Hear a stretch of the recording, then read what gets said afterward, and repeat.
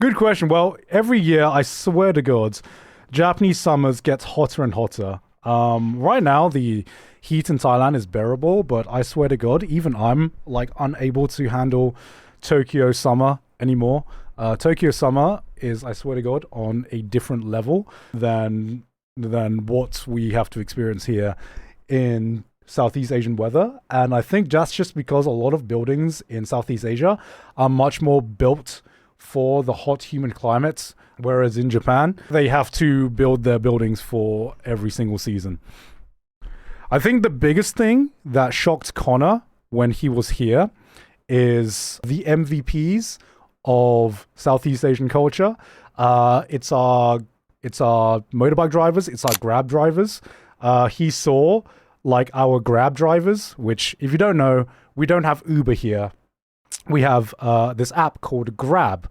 And what most people take aren't the Grab taxis, it's the Grab motorbikes. And the Grab motorbike drivers are fully decked out. They're fully covered in like big fucking jackets in our heat, and with like helmets on. And he's like, "How the fuck are they not getting heat stroke, man? How the fuck are they out there all day in this climate and not dying from heat stroke?" And I'm like, "Damn, they're just goated, man.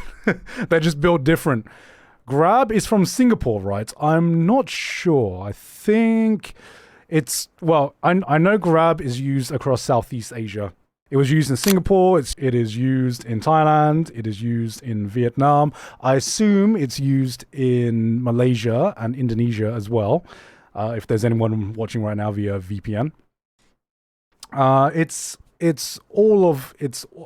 From what I understand, it is all of Southeast Asia.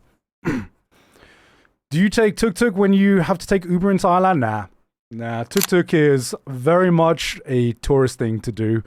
Do you take tuk-tuk for the experience? But I don't know any locals in Bangkok or any locals in Thailand who actually ride around in tuk-tuks.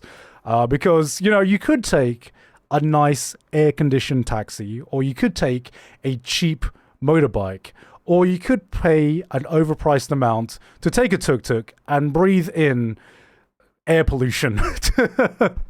You could breathe in some nice exhaust fumes on a tuk-tuk and pay a hefty price, or you could travel around comfortably. But I get it. As you're here visiting, you want to take it for the experience. But if you're living here, there are better ways to get around the city. How to avoid tuk-tuk haggling?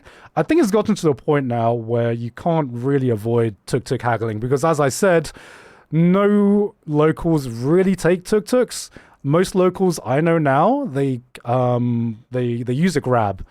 Grab, which is basically Uber.